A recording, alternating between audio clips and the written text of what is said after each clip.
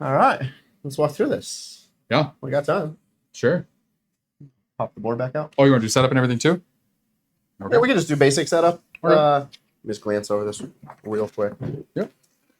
Fine with me. So this big boys there.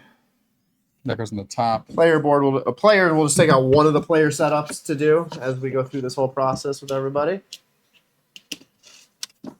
Oh, sure. I'll get the setup myself. You're gonna take all the players. I was gonna give you either side. Oh, fine. You don't want to set up a player? Do you want? I can do board. You do player. I do board. Player. You do board. Whatever. I want this on any color. Come on.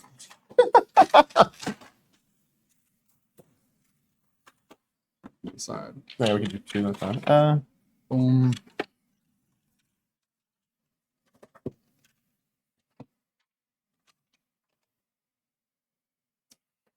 All right. Let me get the bowl. I'm gonna put this down here.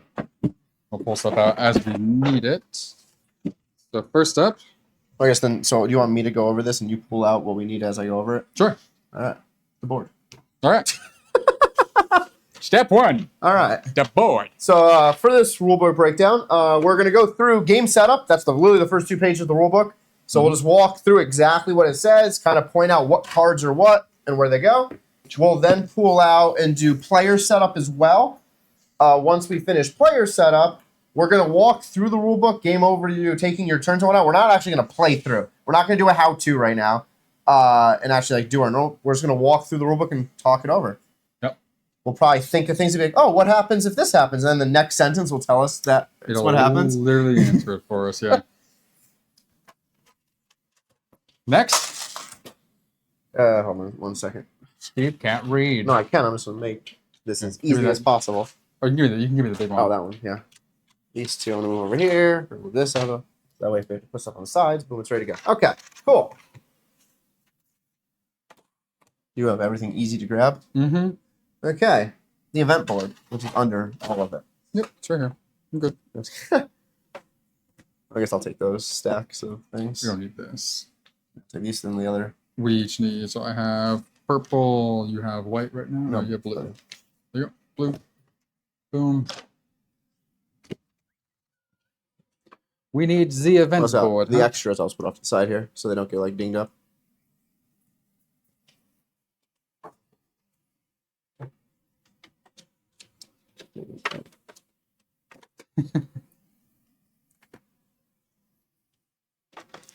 You horn. So they don't get dinged up as he throws them on the ground. I could literally put them in the bookcase. Right? No, that's fine. I want to read it through as we go. Put the paper next to your water. Okay, so main board. Place the board, not anywhere, but specifically in the center of the table. Place the event board next to the main board and place the event marker on the start space for your player count. So that's this. That'll just go off to the side. No, not that one. This is? No.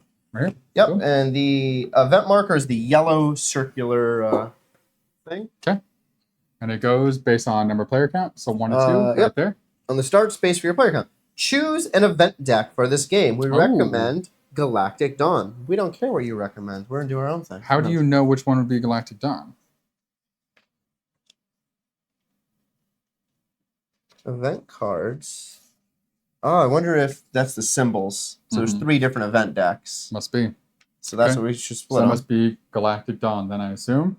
I mean, there's the appendix. The appendix. Oh, there's an appendix. Literally for all the cards. That's fine. Those are factions. Unit commanders. Raiders of the Lost Ark. Event. Galactic Dawn. Algae Sky. Is Algae Sky in that thing? Is there a symbol associated, I wonder? Yep, this is Algae Sky right at the bottom. What's the next one say? Call the Owl. Perfect. Yep, it's that one. Probably, okay. What's the last one? Oh, Cool. It doesn't matter. Okay, yep, that's it. So Galactic Dawn are these. So now that we know that, there are 3 event decks, and I'm assuming there's probably difficulties and things associated. Yep. So we'll want to split the other 2 eventually. Yeah, I mean, they're easy enough to write here. Yeah, not so bad. A scrap board. A scrap yard board. That's so weird to say. Scrapyard board? Scrap yard board. Yeah. It's not a scrap board. It's a scrap yard board. Yeah, scrapyard. That is also going to go off to the side. So let's put it over here on my side. Kill me. No, because there's stuff going above Even. it. There's stuff going above this. So that has to go down too. You're killing me. Oh, I didn't know. You something next to the 4. Starting regions. Separate out 15 planet tiles, but not the Alliance base tiles. The planet tiles are the ones without the words on it. We'll find them right now. And that's why... Nope, here we go. That's why, there we go. That's why I did this. Because I put all the worded ones together. That's fine. And then we have 4 specials. It should have this symbol on it. There's 2 specials. 2, 4, 6, 8, 9, 10, 11.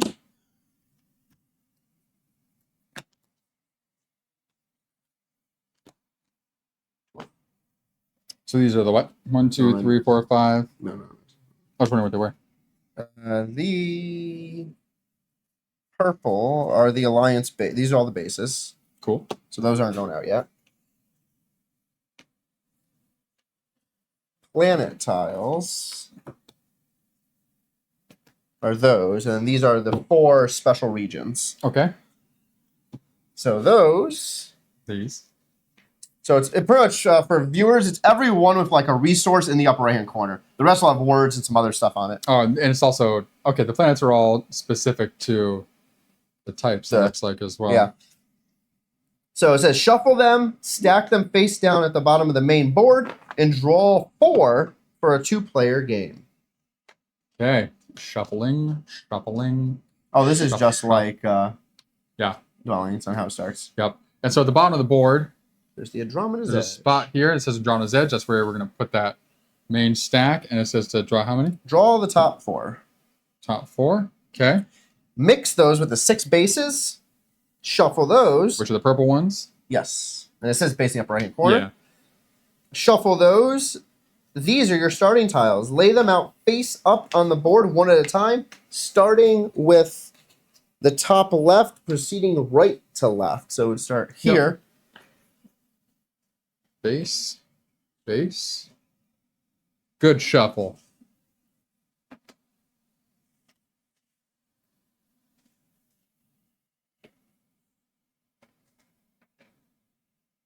All the bases are together. Nice. Those must be like the... And then I guess there's just last 2. Oh, we have too many bases. That's why. No, that's fine. Just take the last one. No, the bottom one in your hand. That one doesn't say base. That's the nether void. That's a specialty. Oh, gotcha. There we go. Would not go in the middle. No, left to right. It says top to bottom, left to right. Cool. Moon tokens. Shuffle the 6 orphaned nebula moons, which are in the tray. That tray over there. Mm-hmm. And they are the tannish, bluish set of 6. So the very far left of your thing. It's like tannish bluish? This is not tan. No, I said grayish bluish. You said tan. Did I? Oh, so Yeah. not the tan. I don't know. I Anyway. call it. I don't know. So these ones, Yep. Shuffle those. Place 1 face up on each nebula. which are these up here? Yep. Separately shuffle each of the 5 colors of planetary moon tokens. We don't have to do Whatever. that. They're in the tray. But- We have them in the tray. That's Yeah. where they'll stay until they're needed. Yep. So, and then you're going to show, like when we actually do gameplay, you're going to flip the stack face up so the top moon is visible. Place the remaining moons face down near the board in stacks of 3. So it's just going to be like where you can see the top one. Yep. For the 5, by the way, for those of you watching, the escalation book, there's a bunch of other pieces for this. So that's like some of these things you'll see. That is if you're playing with a 5th player, then you add in and follow that book as well. Yeah. Like the moon stuff, you honestly like put in these spots where no tiles can go. True. Yeah. Starting raiders. Choose an S-class raider for this game. We recommend... Doesn't matter. Just pick an S. No, don't touch it. What? Oh, you're going to shop. I thought you were just taking the top S. No, there's 2 of them. Sure. Why don't you be 2 of the same thing? No, I'm just kidding. That'd be crazy. Oh, that's the one they recommended. Place the card face up next to the board along with its mini. The Vorticon Striker. So That would go, yep, right there. along with its mini. Yep. Okay. What do you look like? That's the fish.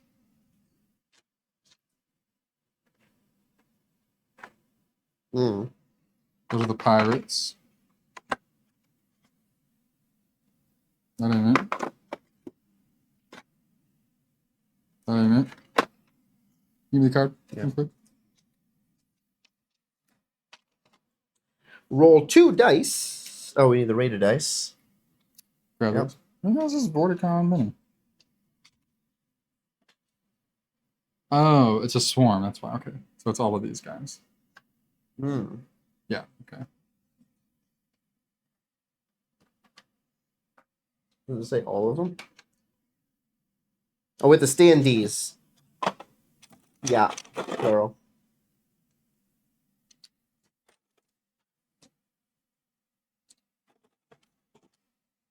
Be gentle. Thrust it on there real hard.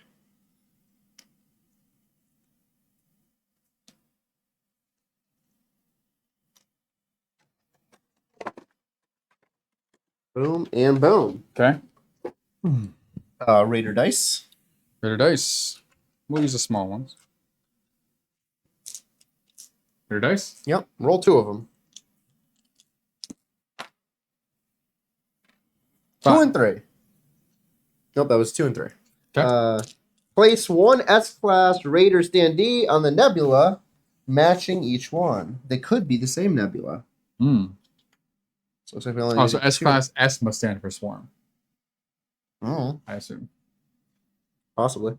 Select 1 A, B, C, and D for this game.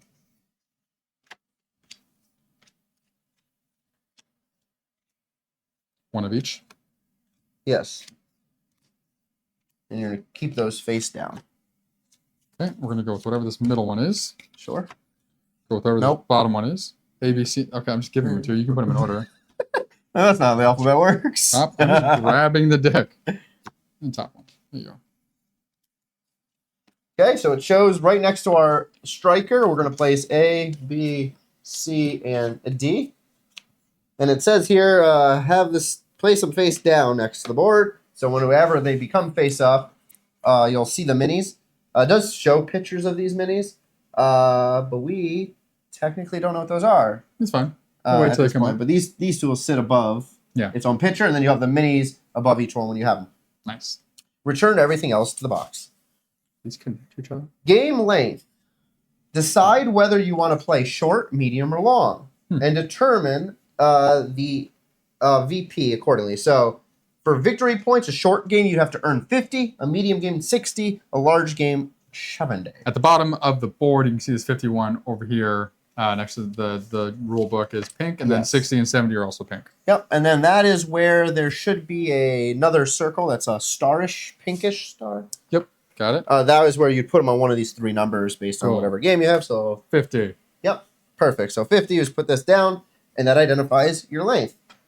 Modules. Shuffle each of the 4 module decks, place them in the mark space at the top of the game board, which are these 4 spaces there, but we have cool-looking trays. We got these bad boys, so we will... Oh, We don't have to shuffle them, you just stack them. We don't No, know no. what's in them. No, just put them on top. That's what I'm saying, yeah. But I mean, like, to save space, this is going to go on top. This is on the bottom. That's what I meant. This is going to go on top. Yeah. Oh, whatever. So I was like, what are you doing? Yeah. What are you doing? Boom, there's that one. So we have that, and then it says to fill in the spots. So we just flip the top 3. Again, this is going to be for a demonstration. We're not actually going to play through with these cards. Yeah, we hate these cards. I don't know if there's actually, like, they're in specific order or something already. No, I don't think so. It says that you would shuffle them, so we would do that.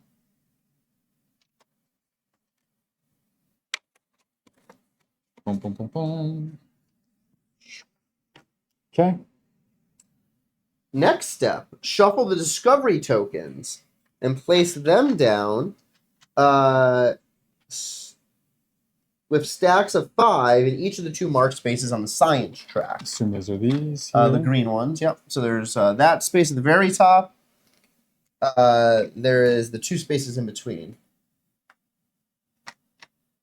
So it should be 5, 5, 5. Because there's 21 tokens. Guess you're not going to use them all. For variety.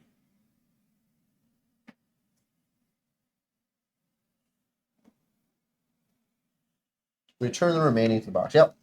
And then the supremacy tokens, you're going to place 1 face up on each of the 3 marked spaces on the supremacy track. 1, 2, and 3. Those are the red ones. These are red ones, yeah? Sure. One of them? Yep. Face 1 up? face up on those 3 markers. Those are Expansion stuff. 5-player. Yeah. Mm-hmm. And then the final step is our general supply. Thankfully, we did a lot of this work already. So this is, you're going to have some other things, but we have the little trays somewhere right here.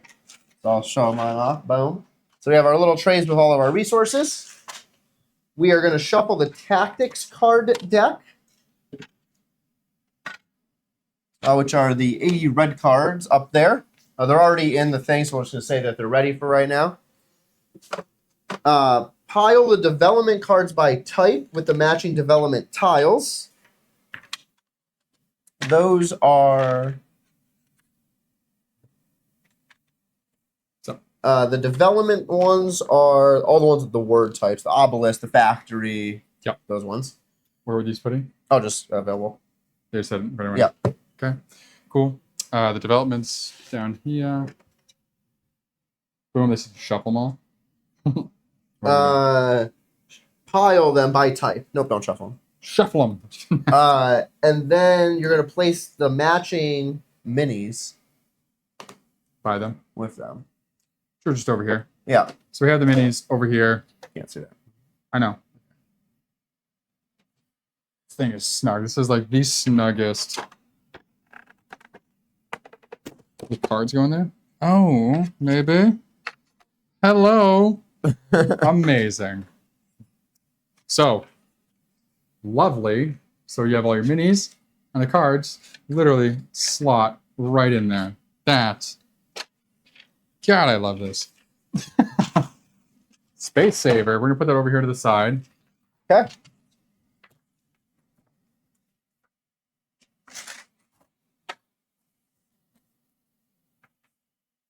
City. Spacecraft. That's the city. Boom. Boom. Will those stay in there? Or no? Am I being wishful? Yep. No, I think those will stay in there. Okay, don't put the thing back.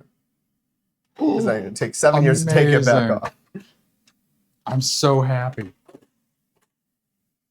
This makes me so happy that those can just stay in there when closed. What's up? Where we at? Player. So that was everything for the main game board. Gotcha. Now we Did you have... move this so you don't bump it with your arm? Yeah, 100%. Amazing. Alrighty. Player materials. Each player takes the following materials in their chosen color. 1 station mat.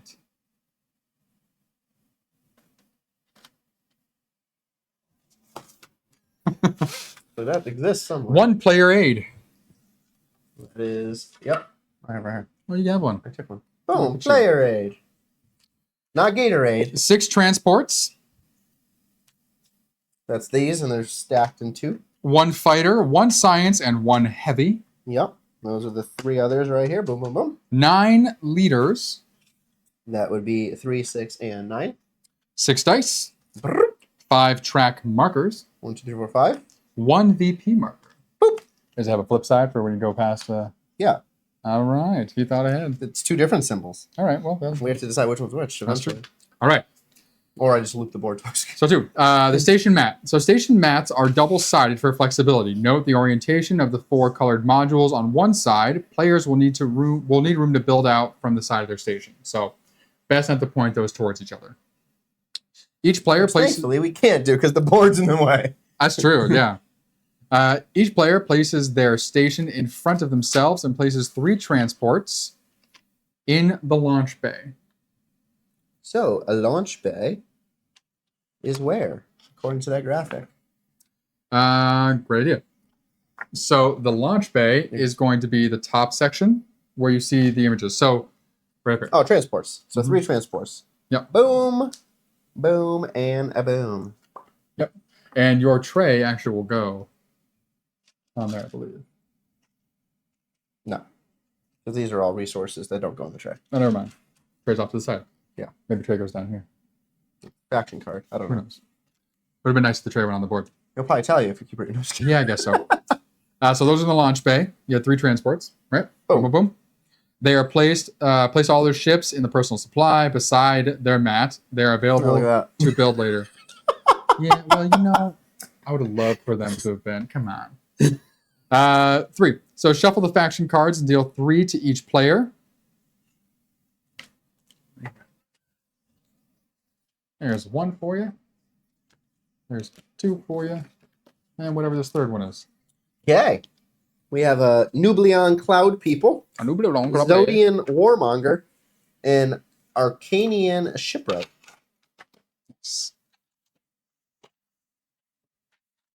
What do you want? I don't know what the next step is. There are... wow. Choose one. Return all others. I am now, and I'm assuming this is going to the faction, a Zodian Warmonger. Each player gains the starting resources listed on the back of their faction card, placing them in the storage areas of their station. Then places their faction card face up in the faction area on their mat. Yep, so that's right here on the back of my faction map. It says I get 3 of these energy cubes, which right here, energy, max 10. I like it says that. Mm-hmm. That's nice. I get 2 a titanium. I get 1 nanocarbon, and I get 3 cards, which are these TAC operation cards. So 3 of those, please. Are these? Yep. Boom, boom, boom. Okay, cool. Let's put those right here. Yep, and the resources it does tell us. So max store is 10 for energy. Energy is used to station modules, weapons, and jumps. Titanium use, so factories, industry modules, building ships. Ice, which are the things that look like ice, are used for cities, bluish civilization modules. Nanocarbon, the rock, observatories, science modules. The credits, I think you got max 5 credits, Yep. I believe, are wild for titanium, ice, or nanocarbon. Cool, so there's such wild resources. And the tactics cards, there's 5 types used in a variety of ways. So I assume for battle and other stuff. Yep. Cool. And you got the resources. Good deal. Place on your mat. Awesome ship upgrades. Each player takes their faction's unique ship upgrade tile. So, special upgrade? What does it say? That's a special upgrade. No. It should state, so heavy cruiser, science, fighter, transport. We'll have those. Then separately, we'll get those in a sec. Then separately shuffle the 4 neutral ship upgrades. Transport, fighters, science, heavy cruisers, the tiles, yeah. The orange tile. And deal 1 tile from each stack to each player, return all unused to the box. So, but you get a specific one. That's the orange. Oh, it says the names are on the back of the factions. Got it. Okay, that's what I was wondering. So you're the Zodian Warmongers. So you get that specific one. So this is our one right there. And then you get 1 of each of the others. So you would randomly deal these out to each person. Which we don't know what they are, so they are random, technically. Boom. And then what? You have what? You need 1 more. What do you mean? You need 1 more. Heavy, science, fighter. You have heavy, science, and fighter, and transport. There we go. Boom. Cool. Done dealio. Of course, we would be doing this for both of us, but we're just kind of going through the setup here with Steve, which is why I'm only giving them to him. Each player places their 5 ship upgrade tiles in a personal supply with their unbuilt ships. They are available to acquire later. So you just sit off to the side with this, boom. Cool. There's so I guess there's a lot of things off to the side. Which Nick hates. So I do. God, this game is so big to begin with, and you've taken the time to have us like sections for everything else. Just something. For my gameplay, I'm just gonna have these randomly like Oh, God. out and about. Kill me.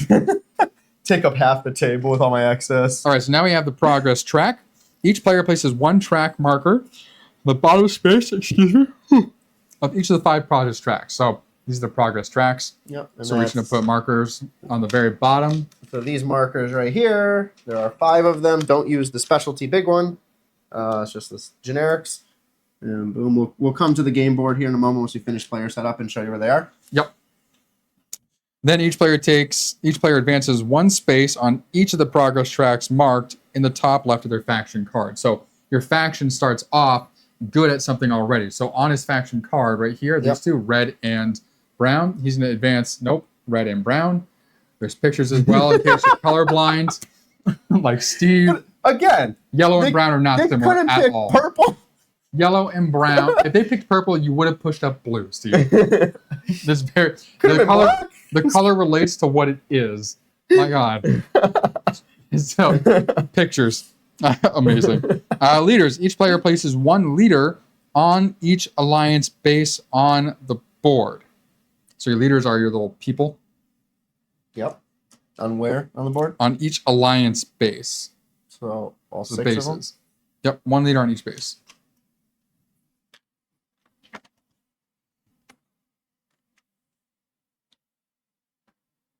And those are those purple ones we put out beforehand, which you'll see in a moment. We'll show you. Each player rolls a die and places 2 leaders on the nebula, matching the die roll. More than 1 player can have leaders in the same nebula. It's a 2, right? Yep. 2 leaders on the nebula. Yep. Okay, yeah. You good. Each player places their remaining 1 leader in the leader's area of their station. So it should be a spot to the right. Perfect. Good deal. And that's all the leaders. So that's a little bit different. Nice. Instead of being in the supply like before and unlock them, they're out there. So you need to, I guess, go and do things to get them. Like, are these just stranded leaders? I don't know how you put these out and these got so shifted. Oh, like really shifted. Damn. I don't worry about it. Jesus. Yeah, no matter right now. Kill me. Start player. So choose a starting player by simulating a battle. Each player rolls their 6 dice, and the player with the highest single die is the start player. I should assume that was me. Yep. So Steve, we can do it. Let's roll. Let's roll. All the dice. Let's roll. All of them? Wait, that's what it says? Roll their 6 dice. 6 dice. Hold on. We literally have a view for this. Right, then each player rolls 6 dice, and the player with the highest single die. So, like beforehand, everything would cancel out. So our 6s cancel each other out. And then our 5s cancel each other out. Yeah.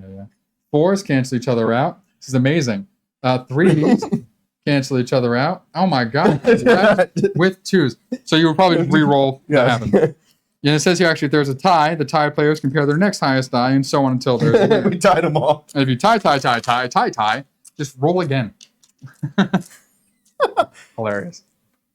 The start player places their VP marker on the 1 space of the VP track, which is way up here, at the very top of the board. Yep. Going clockwise, each other player places their marker on the next empty space on the track. Interesting. So you go first, but you start off at the 1, and everyone else starts off ahead. That's cool. So here's the game board view again. So we'll zoom in a little bit. Actually, how does this? Oh, perfect. So right here is my little marker on the 6 bases. That's our 6 leaders right there. Up here, we had the bottom row. I put all 5 on, and then these 2 matched my player board symbol. So these 2 moved up 1. God damn it. And then the very top left corner, which we can't see on any of these views. Oh yeah, leader down is my VP marker right up there. Everything else is just out and available. So all these resource tray is just available for us. I have all my other stuff to the right side of my game board. And I'm going to put mine out too, just so you can get a good picture of at least the setup. Go for it. Boom. We'll say that mine were. I don't even want to look at these cards. Nebula 5. No, I wouldn't do that. Yeah. Got my stuff out as well here. So this is pretty simple now. We're going to walk through what everything is, how the game plays. For there is stuff, I'm just glancing and seeing that, that says very specifically, oh, this is exactly what these cards do. That's in the appendix as well. We're not going to tell you what every card type is internally to the decks. Yeah. We'll leave that as a surprise for all of us because we don't want to know either. True. Ooh, I got the Astrodoricus was my faction. Oh, I'll let you do this since it's your game. What's that? You like reading the the overview? flavor text and everything. I love it. I think it's more that I enjoy doing it is why you're doing it. And less. What is your game? I took Ring of Chaos, even though. Okay, I didn't think you liked reading the flavor text. No, it depends. All right. I'll read the Nazi one for sure. Oh, I'm sure. Goodness. Over the hill. Watch for that. All right. Andromeda's edge consists of a series of turns. They are not traditional rounds in this galaxy. Players take turns in clockwise order, beginning with the start player and continuing until the end game. On your turn, you either send out a ship or return all of your ships to your station. This simple decision leads to all the wonders of the universe. The game end is triggered when a player's victory point marker reaches the terminus on the VP track. So that's a predetermined amount that we set beforehand, another 50, 60, or 70. Each player then gets one more turn, including the active player. Oh, Once final scores are tallied, the player with the most VP wins. So, active player, that has here an exclamation point. The player who is taking a turn is the active player. I want to know who required that. When indicated, some decisions are made by the active player, and many events throughout the game are carried out in turn order, beginning with the active player. If game effects occur simultaneously, when order is not indicated, such as those triggered by the end or beginning of a turn, the active player determines the order in which they occur. So it doesn't start with the active player player can choose the order. That's cool. But the fact that they had to very specifically define who the active player is. I mean, like the one who's currently doing things is active. It doesn't hurt. You got to put it in there just to make sure. It's just hilarious. Who's active. If someone paid enough money to buy this game, I know they should know what an active player is. Exactly.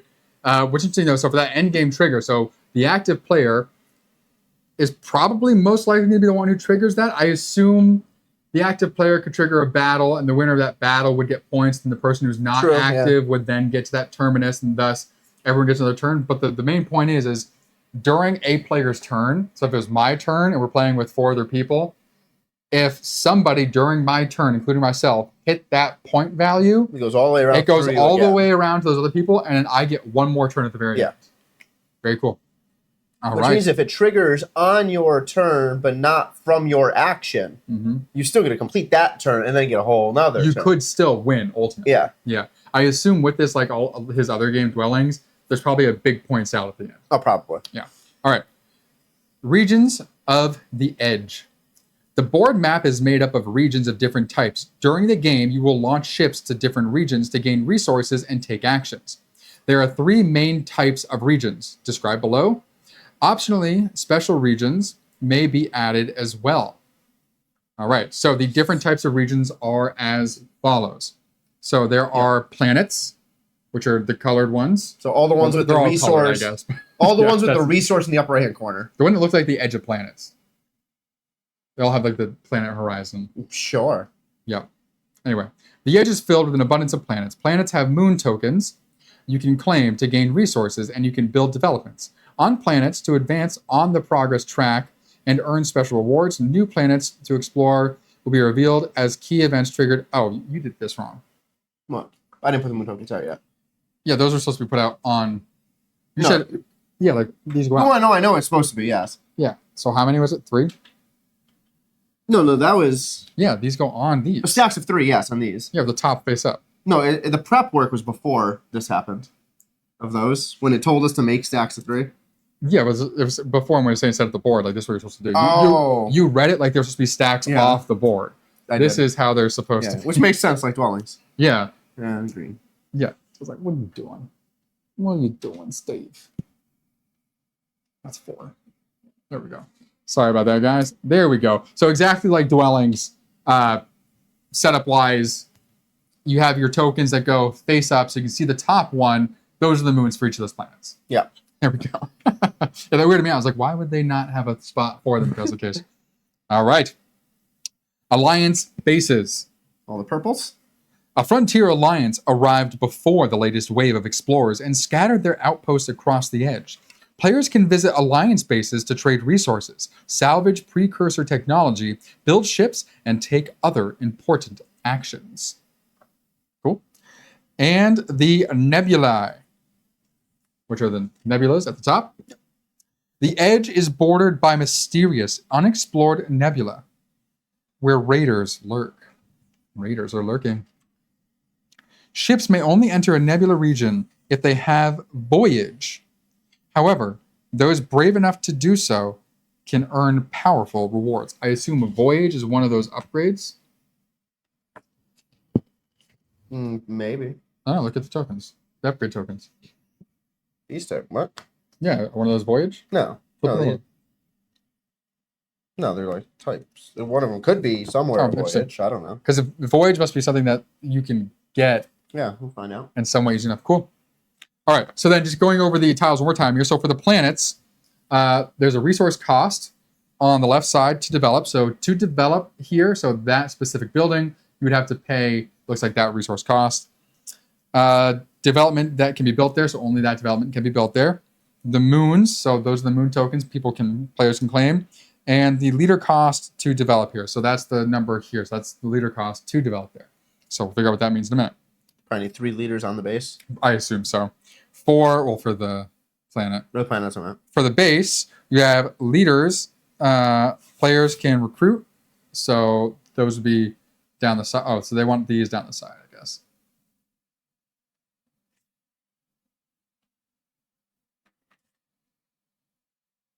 Oop. So the leaders that you've put out originally down the side are ones that you can recruit. And the actions available at those locations are on the bottom area there. And for the nebula, there's a die number in the middle of each nebula for random nebula rolls. Cool. There's an action available at each nebula in the very middle. There are moon. The first player launched there can claim. So the first person to the space can take the moon on the nebulas. The leaders, green player can recruit, or sorry, if you were green. So our leaders that we can recruit are on there. So blue's on 3, mine's on 5. And then voyage required to enter the nebula, which are pictured on the bottom. These keep getting pushed up. Yeah, this is like a little symbol here. Yeah, which is just an indicator. It's the same for all of them. Yeah. It just means that you need to have voyage to be able to travel into a nebula, which we have no idea what that is, but we'll find out. There you go. Taking your turn. All right. So. Cool. All right, perfect. Okay.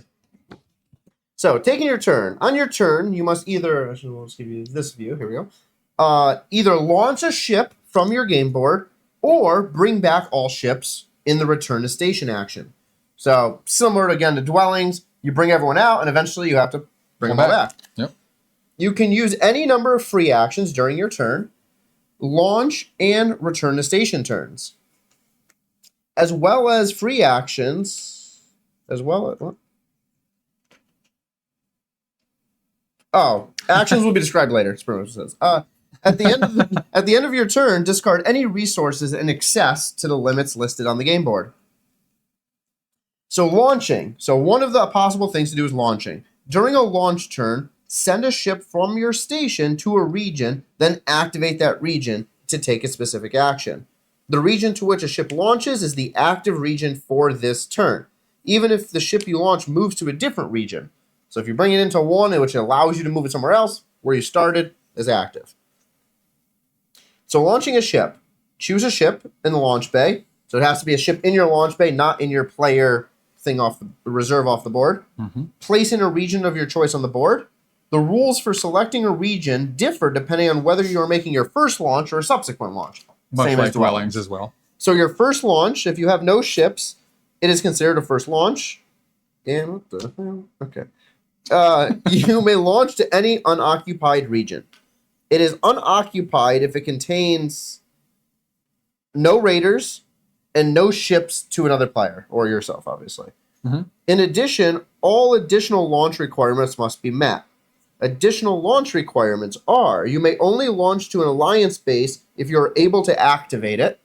So that's a good clarification that Dwellings I don't think has. Yeah. That you have to be able to do the action at the alliance base to actually go there. I mean, that's probably why it's stated here. It's probably This is essentially an upgraded version of dwellings in space. So For I sure. think a lot of those rules that were finicky. They're clarified. Yeah. The other requirement is you have to have voyage to go to the nebula, as we kind of mentioned already. Yep.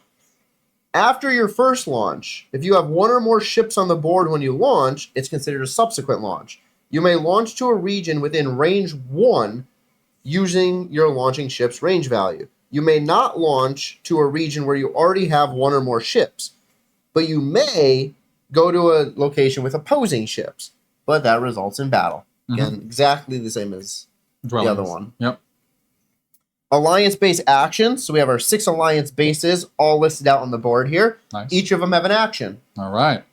So we'll start. I'm not going to read it in this order. I'm going to read it in order on a board. So we got trade hub. So trade hub is first. Spend 2 resources, gain 2 credits. Yep. So Cool. any resources, you gain credits, which are wild. So if you have an excess of anything, you can do that. And Is let energy me considered a just resource? check if energy is a resource. It's literally the words about to come out of my mouth. Any resource, including tactic cards. So yes, everything is a resource. That's nice, because beforehand, one thing wasn't. I forget what. There was one thing that wasn't. That is true. But Yeah. according to this, So everything. there, I could trade in 2 of my energy that I have for any 2 resources. Enough for 2 credits. For 2 credits. Oh, perfect. Technically, yes. So then I'll take 2 credits. Boom, boom. The max, this is why I wish there was a tray, because these things fall over place. The max you can have is 5. Oh, but look at this sneaky little dude. If you are crafty, the max you can have here that'll actually fit without everything falling over will be 5. I can stack higher. Nah, they'll slide it. All right, what's next? Wow. Is that Odessa? No. Next we have Maximus Field. The Maximus field. You can advance the event marker 1 space. So the event marker would be, I believe, let me just double check correctly. I believe that's going to be those. No, this is the event marker. Oh, that one. Okay, yes. There we go. So you can advance that marker 1 space and then buy 1 or 2 science or industry modules from the main board. Okay, so up here there's the event marker symbol, the little exclamation point. Oh, So I guess when you go there, you have to advance that. It says you may, or you have to. then buy 1 or 2. 1 or 2. Yeah, but Science or no? yeah, it's but not I'm making sure. So it's not you may. It's No, yeah. it's just specifically if you go there, you have to advance the marker. Yes. Yep. And then you can buy 1 or 2 science or industry modules from the board. based on what you have. So anything in the left side. So then the bottom here for this one says it would be whatever the nanocarbon, and then it looks like a random resource. So I could spend 2 of my credits. Yeah, any resource is the question mark. Yeah, I'm gonna spend 2 credits, and I'm gonna take this guy. Yep. Third, we have the shipyard. The shipyard, either pay the resource cost to build a new ship, which allows you to place it in the launch bay. So here you pay whatever the resource cost is for your ship, which will be on your player board. Or you can perform a repair action. So it's like the ships can get damaged, Makes sense. which is interesting. That like the houses and dwellings could not. They were just there. Yeah, but the ships aren't houses. The ships are. There's 6 of them. Yeah, but the ships are more like your people you're sending out. Oh, that's true. That is Yeah. true. Yeah. Next up, we have the development office. Nice. Pay the resource and leader costs to build a new development, Nice. or an underdeveloped planet where you have a transport. Cool. So that's something new. So you have that transport card in the gray stack here. So if that's out, you can utilize that part of the action or just build a development. The Odessa field is the exact same thing as the Maximus field, but with these 2. Yep.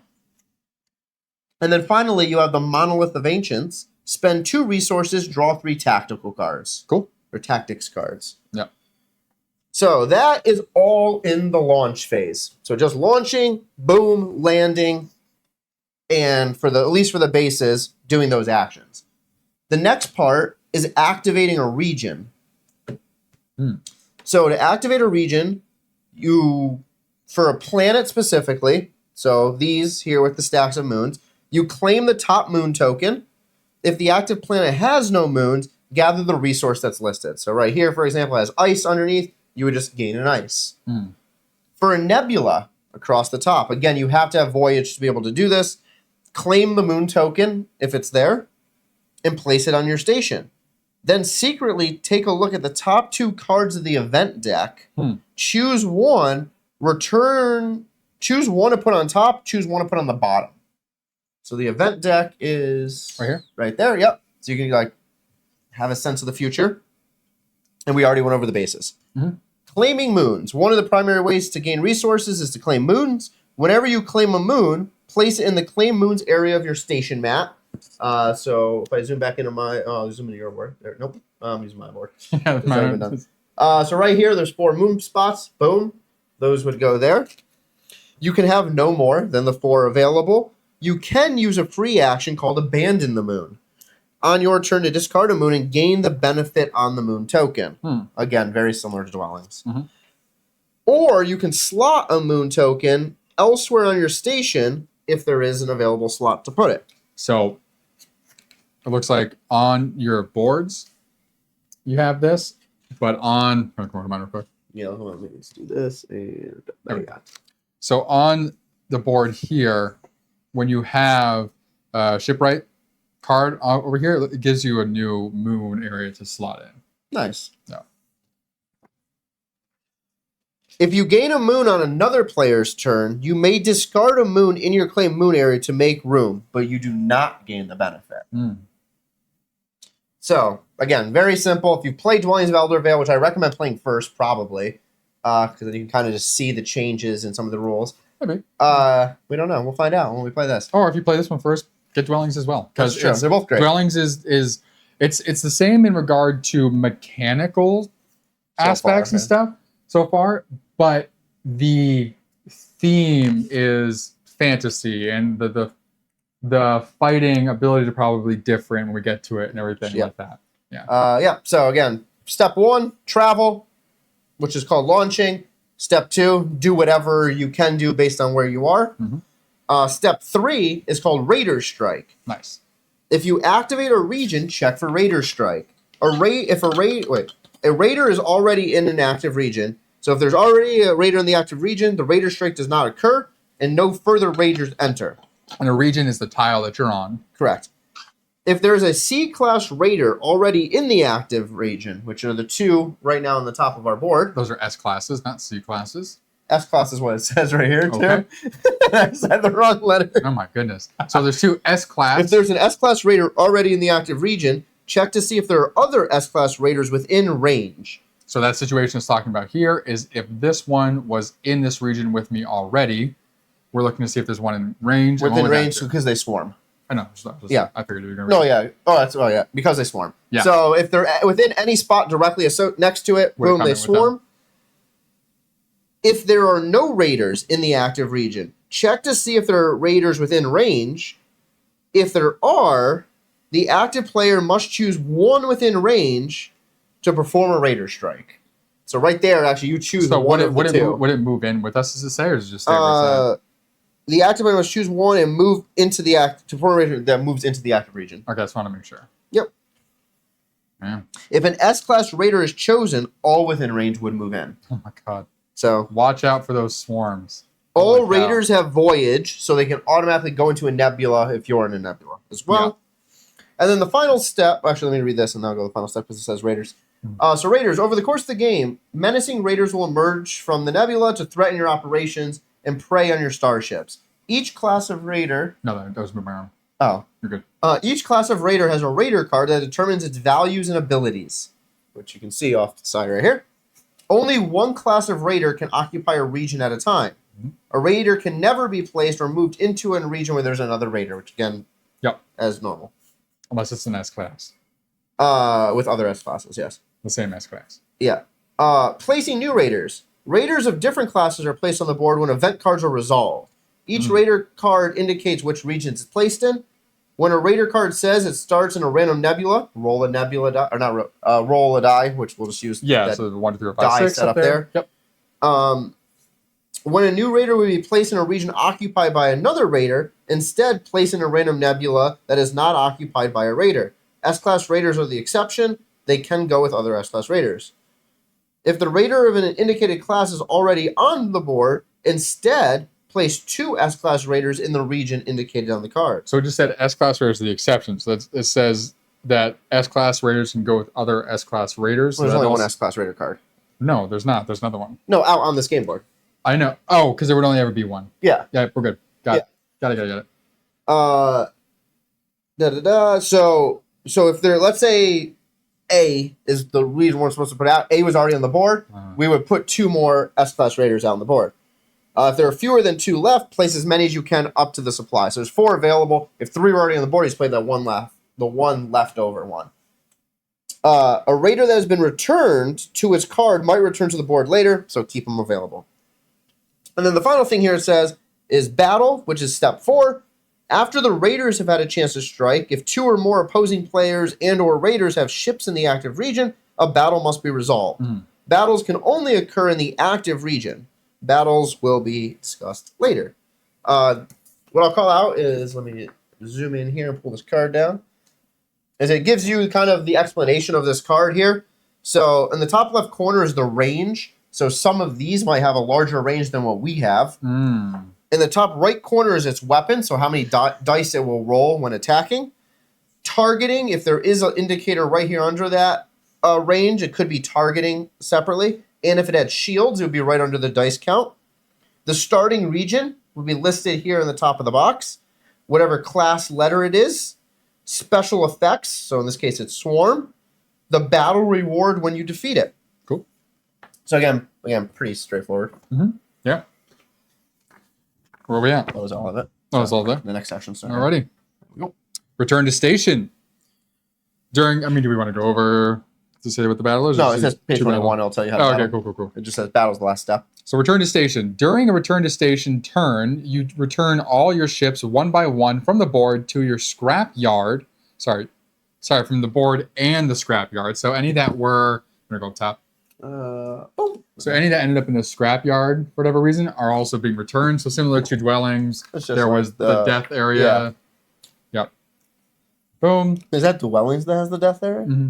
Oh yeah, it was. That's right. Yep. Because my thing that I liked is right time for Yeah, my back you I can get pull it, swords. yeah. The ships you return from the board and the repair barge area, the scrap yard, may be used to activate modules on your station. Cool. If you have no ships left in your launch bay at the start of your turn, you must return to station. So return steps, first activate module, then return all ships and discard energy. Interesting.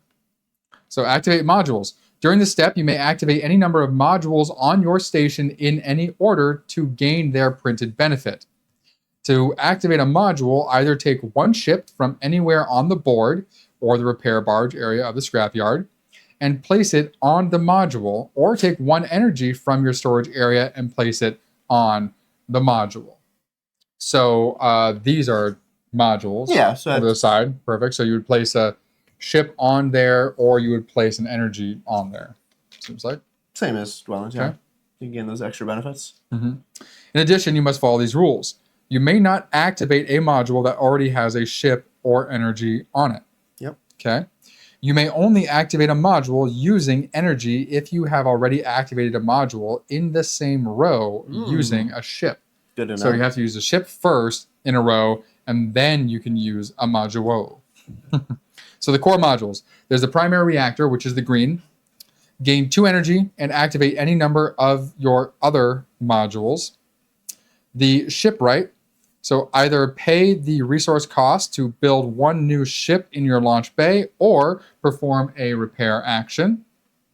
And these are all down the side. Yep. Or it's the left to right. We're also reading. It's these same ones. Yeah, but you want to show them down the side of your board. Sure. Yeah. These So that's what we're specifically primary talking reactors will go here across. Shipwrights, treasury. Yep. So treasury is gain 1 credit. Then architect is either draw 1 tactics card or pay the resource and leader cost to build development on an undeveloped planet where you have a transport. Yep. Okay, cool. Righty. You may not activate modules with any damage markers on them. Okay. Ships in the top area of the scrapyard can't be used to activate modules. However, ships that have been moved to the repair barge area at the bottom of the scrapyard board can be used to activate modules. This includes ships moved to the repair barge during the current turn. Cool. Science modules. Unlike other modules, science modules can't be activated individually when you return a ship or when you return to station. Instead, you can activate them by activating your primary reactor module, which is the green one. This must be done with a ship. Interesting. Okay. What are science modules? I don't know. Moon inputs. If a module has a moon slot on the input side of the action, you may only activate it once you have slotted a moon into it. Okay. Cool. Yep. So those green ones, you can only activate if a ship has been played on there. That's saying, right? What? No, So science modules. So what are the science modules? This is one for science. We don't have any. Those are special ones. Maybe they'll pop out. Is that nuts? Like this says Science Foundation. I don't know. Maybe it's very specific ones within the stacks. I guess. Must be. So there's moon inputs and there's science modules. The science modules, like they said, can't be activated individually when you return the ship to the station. Instead, you activate them by activating your primary reactor module. This must be done. Interesting. Cool. Okay. All right, then down below, we have some information for these different modules. So, going to come to me. Show me. So, there's a damage icon. So, add a damage marker when gained to that lower right-hand corner for the damage icon. Damage marker are the little red circles that are in the resource tray. If that's on there, it means the module is currently damaged. Bonus VP for slotting a moon. You see here. That's a little star you'll get. The action, when activated, is in the center. Progress track icon advances when the module is gained. So when you gain this brown module, you will advance that track, it sounds like. Open dock area indicates ship/energy may activate at the bottom down here. Interesting, okay. Civilization. Oh, we've got here, sorry. So the title in pink is game end, so patent office, okay. Civilization game end modules and science modules do not have a dock area. Interesting. So civilization modules and science modules don't have a dock area. So none of those spots. I'm assuming like civilization again are specific cards in the stacks. Must be. So must be. Civilization science. I don't know. Cool. All right. I have another example here real quick. So this section here. So a single ship activates all undamaged science modules for this. So the science is, oh yes, science is green. Yeah, that's just weird then. Okay, for sure. Yeah. So, because it's, yeah. Yeah, so, it's science. This is just called primary Yeah. reactor. Okay. So for all those green ones, which are so those are the science modules, you cannot activate them individually when you return a ship to station. Instead, you can activate them by activating your primary reactor. So the very first one. Yeah, that makes more sense. Okay. Got it. Module. This must be done with a ship. And so then the example that they give is right here. So the ship was used on the primary reactor, and then all undamaged science modules would take effect consecutively from there. For these over here, it says supplier, incomplete, and index extractor damage. So the damage index extractor. Yeah. And the supplier, which is incomplete because there's no moon in it, cannot be activated. Which makes sense. So you can only put the ship on one of those two. Okay. So then step 2 after activating modules is to return all ships. So after you finish activating modules, return all your ships from modules, the scrapyard, and the board to the launch bay of your station. Remove all damage markers from any ships with shields. You may not choose to leave ships behind on the board or in the scrapyard unless the game effect says otherwise.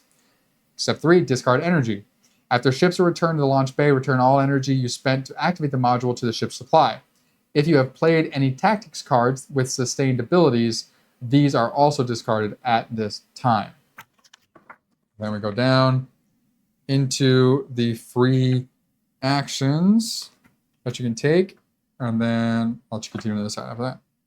So, free actions. You may take any number of free actions during your turn, regardless of whether you are taking a launch or return to station turn. Free actions may be used at any time on your turn, including immediately before or after other actions. Doesn't say during. It's immediately before or after. Yeah. Slot a moon token and play tactics cards are the only 2 free actions that can be performed on any turn. Makes sense. You can rest. The rest can be performed only on your turn. So any turn you can slot a moon, or you can play a tactics card. But it did give the caveat earlier that if you slot a moon on another player's turn and you ran out of moon spaces, you just discard the other moon. You don't gain anything else. You don't gain that benefit. Oh, slotting so you already had 4. Yeah, but you could also slot a moon over here. True, but let's say you didn't have space. You had all 4 here, and you had to get rid of one. Yeah, if you don't gain the benefit if it's someone else's turn. Yeah. Slotting a moon token. At any time, you may slot a moon from your claimed moon's area into a moon slot. Okay, so no, those are claimed moons. Oh, move them from here over there. Yep. Got it. On a module or on a tactical operation area of your station. Once you have slotted a moon, you may no longer discard it to gain its benefit. If you replace a moon that is already in a slot, you must discard it without gaining its benefit. There we go. Yeah. You can no longer discard it but if you replace a moon that's already in a slot, you must discard it. Got it. Cool. So you can remove it once it's slotted, you just won't get the benefit for doing so. Play tactics cards. Tactics cards are resources that can gain during the game and played to take special actions. Each tactics card indicates when it can be played. Makes sense. After you play it and fully resolve a tactics card, place it face up in a discard pile next to the deck. If the deck is ever empty, shuffle the discard pile to make a new deck. Typical. All right. And then so on your turn, these are the free actions that you can do. That's on the next page. Which, yeah, we'll be on the next page. So you can use a development card. You can discard a discovery/supremacy token. You can recruit leaders. You can abandon a moon. You can collect bonus resources. You can use faction abilities. All right. I'm going to go over what those guys are. Sure. And fly. Yeah, that weird like little gnats flying around. Touch my arm. Smack it. Smack everything. Don't do it. Don't do it. We already have one. Steve swatted like a mosquito or a fly. Ago. And like it was almost, beat of the year. Yeah. And I caught the cord and just pulled everything down. Terrible. Okay. So, tactic card types. We're not going to go through what these all are. We'll aim for the suspense. Yeah. But there's action, events, sustain, diplomacy, and battle cards. You can only have 5 cards in your hand. At the end of your turn, you must decrease down to 5. Cool. So, here are the other actions, free actions you can use on your turn. So use a development card. If you have an unused development card, you may flip it face down 1 time to use the ability. You can discard a discovery or supremacy token. Those are the tokens here, the red and the green. If you have any unused, you may discard it to gain the benefit. Recruit leaders. At any time, you may recruit any number of leaders of your color from any region or regions where you have ships. So if you have ships out, you can just take your leaders back. Cool. Place them back into the leader area of your station, which is on your little player map. Cool. Abandon a moon. You may discard a moon to gain the resources or VP printed on it. If you discard a moon with a repair icon, you may repair a damaged ship or module. So some of these moons may have a little symbol that's just like some tools that allows you to do that. You may discard a moon as part of paying a resource cost. Place each moon you discard in a face-up pile next to the board, separate from the face-down moves you have yet to place. Collect bonus resources. Event cards or other effects may place bonus resources on certain regions of the board. At any time on your turn, you may gain any number of bonus resources from any region or regions where you have ships. And then the last one is use faction abilities, and that is the bottom of your faction card. So each of these factions have some bonus abilities. Based on the requirements of those abilities, you may use them on your turn only, before or after your other actions. Yeah. Cool. So now we have starships. So starships, each player uses a fleet of ships to explore Andromeda's edge. During the game, you'll build ships of different types and launch them onto the board to gain resources. Develop planets as well as battle opponents. When your ships return to station, you use them to activate modules to gain extra resources and actions. Nice. So here is what the different ships are. So building your fleet. At the start of the game, you get 3 transports. We already have that on our player board. You may spend resources to build additional ships. The ship types. A transport, which is, again, the very basic one, has a range of 1 1 weapon. A fighter, which will go into the second slot here, that is this little piece right there, has a range of 2, weapon of 2. And weapons will be how many dice you roll. A science vessel, range 2, weapon 2. Science vessel has ... voyage. Mm-hmm.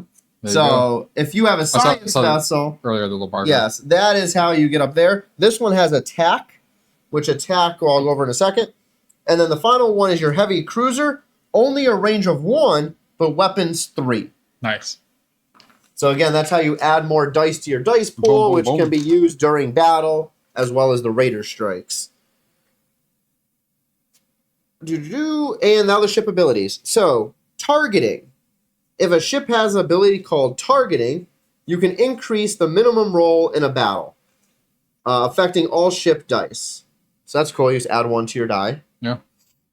Voyage. When a ship launches or moves, it may enter a nebula. Attack, which is the fighter. During a first launch, this ship may launch into an occupied region. Jump, which the heavy cruiser has. When this ship launches or moves, you may spend an energy to give it infinite range. So 1 energy, infinite range. Populate. Populate allows developments on a planet. This ability is only on certain transports, or is on all transports. So in order to do the developments on a planet, it has to be a transport. Again, exact same as dwellings. Makes sense. And then custom ability, there might be a question mark that gives you other things. Look in the appendix as needed. At the start of the game, each player receives 5 ship upgrade tiles. That was these right here. 1 for each ship type and 1 for their faction. You may place 1 of these tiles over that ship space in the launch bay. This replaces the base specifications and may grant all ships of that type new abilities. So, for example, my Warmonger here, I have specifically the Death Claw. I can go to my player board and say, oh, for my fighter, instead of having the typical range 2, attack 2, and attack, or dice 2 for attacking, I can now play the Death Claw here. The Death Claw gives me an additional targeting of 2. So, obviously, added benefit. You'll also have the other 4, which you can use as well based on what they say. In addition, if you have any available ship of that type when you upgrade, you immediately build that ship at no cost. You primarily upgrade ships by means of the industry progress track, which will be explained later. Again, and on the ship, it tells you everything you need. Resource cost on the top, attacking, and range, and all of that. So next we get into the modules. Cool. Cool, good shoot. What's that? There's something back here, by the way. Did we not? What? No, guess not. Oh, I assumed like those. I was just looking at the cards, like they have the Destiny like cards or whatever that are on there. So Oh, you like the? those never given out. So never said to. Nope. Maybe you'll gain them doing something else here. Interesting. Cool. We'll find out, huh? All right, modules. Put that back up, Hal. Right now. The remnants of the precursor civilization are littered across the edge. You may acquire this technology in the form of modules you can add to your station. Each module you gain enhances your capabilities when you return to station. Station modules come in 4 types, corresponding to the 4 of the 5 progress tracks. Science, which is green. Industry, which is brown. Commerce, which is yellow. And civilization, which is blue. Whenever you gain a new module, place it in the row of the matching type on your station map. Then advance 1 space on the corresponding progress track. Modules on your station may be rearranged at any time. Interesting.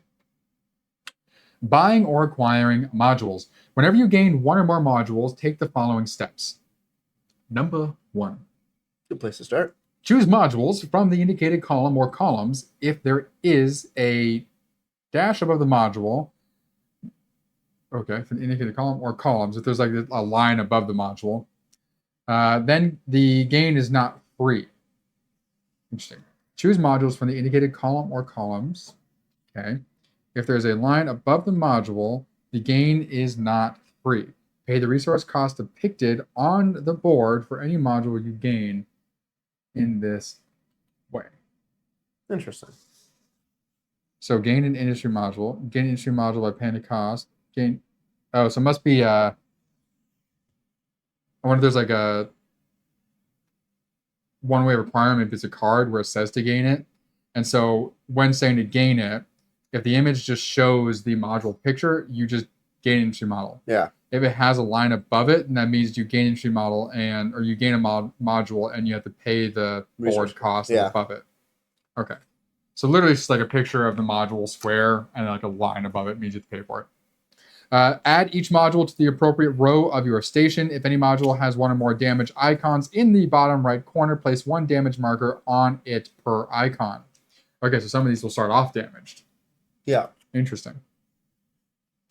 For each module gained throughout the game, you always advance one space in the corresponding progress track. So up on those boys there. Yep. When acquiring modules via the Maximus or Odessa field regions, if you can't or don't want to buy two modules, you must discard one module from the indicated column for the second module.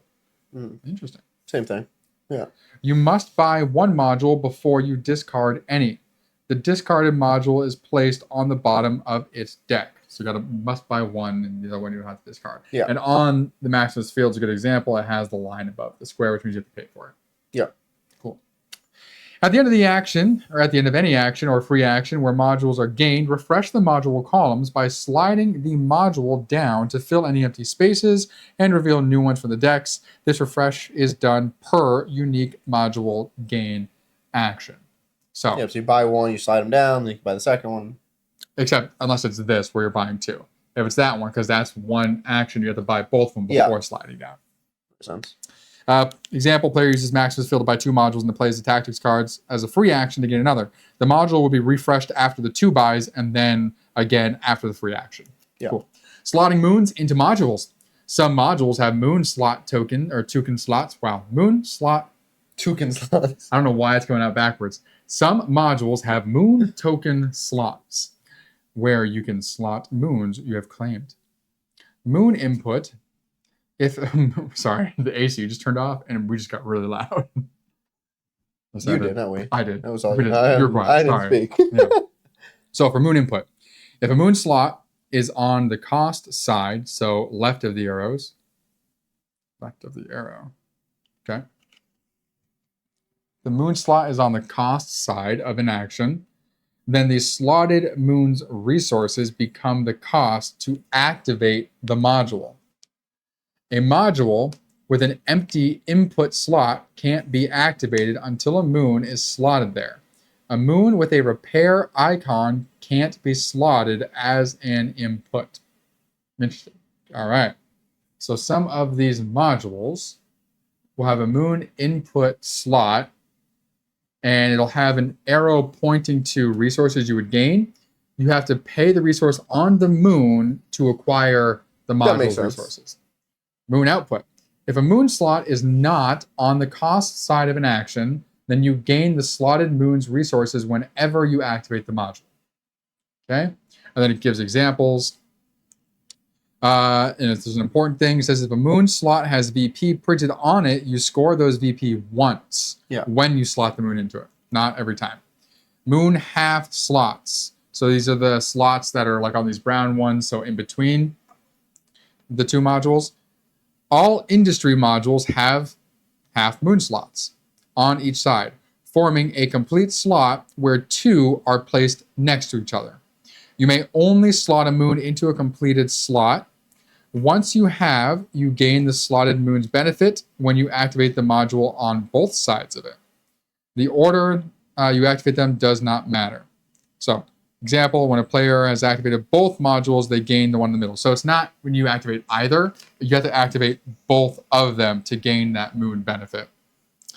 If you rearrange your industry rows such that you separate the two industry modules with the moon slotted between them, you must discard the moon. Thanks. It says you may still activate the main action of an industry module that has incomplete or unfilled half moon slots. So the half moon slots don't dictate if you can use the industry module like the other ones did, where it has the moon in the actual center of. So like we have here, this one, if this had any additional effect, this could only be activated by having the moon in the middle. Yeah. Half moons don't stop you. Cool. Developments? Do that. What we got left in the developments? Progress track. All right. End game probably after that. So developments. Developments. The many planets of the edge are fertile grounds for bustling metropolises, humming factories, and monoliths to your supremacy. But you'll have to get them before other factions do. There are 5 types of developments you can build, each corresponding to one of the progress tracks. Once someone has built a development on a planet, no one else may build there. And again, planets are these ones over here. Yep, and they have pictures of the developments that can be built on those planets. When taking a development action, these are the requirements. You need to have a transport on an undeveloped planet. You need to have at least enough recruited leaders in your station for the requirements. So, for example, this planet here, I'd have to have a ship here, and I'd have to have 3 leaders on my player board ready to go. And then you need the resources on the left-hand side to pay the costs. Whenever you build a development, pay the cost, discard the leaders out of the game, claim a development tile of the appropriate type, and slot it on top of your transport. So that's why the transport had these little indents.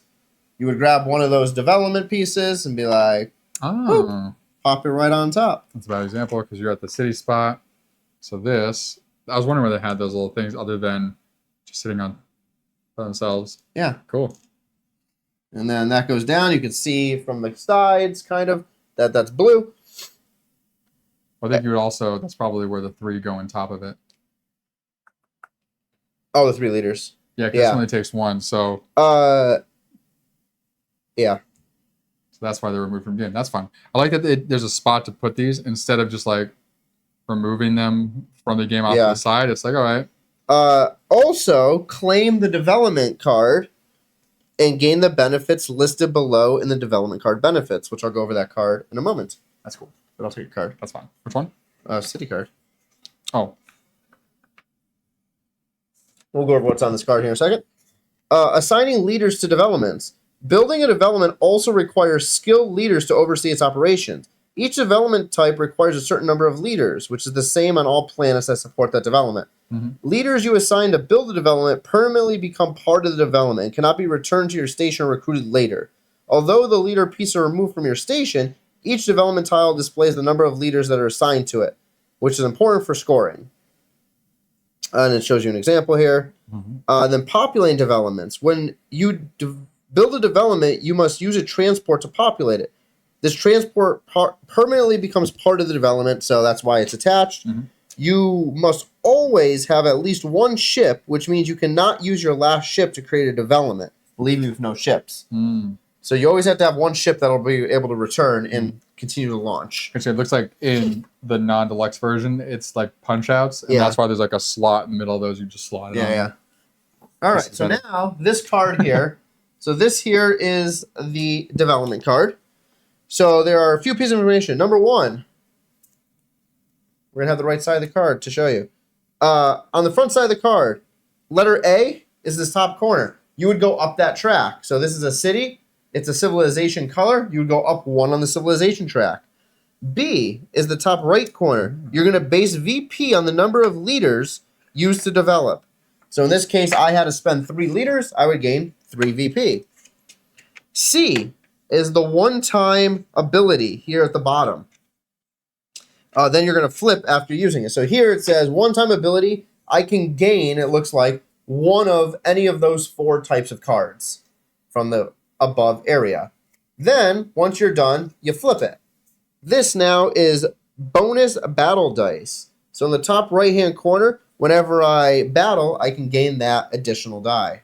Why'd you flip it? Sorry. So if you use the ability, you flip the card.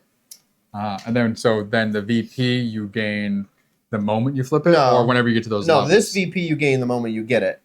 So this VP is based on how many leaders you used.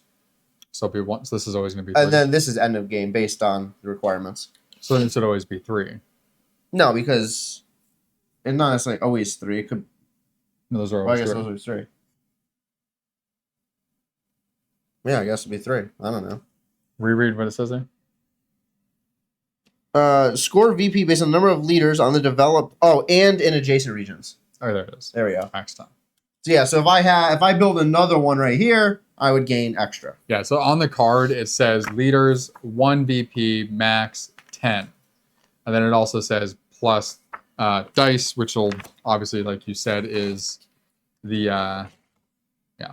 So when it's built, you get that VP, where it's however many are adjacent. Yes. So like if you built this other one, you would get 6 total. At that moment. And then that's endgame at the back.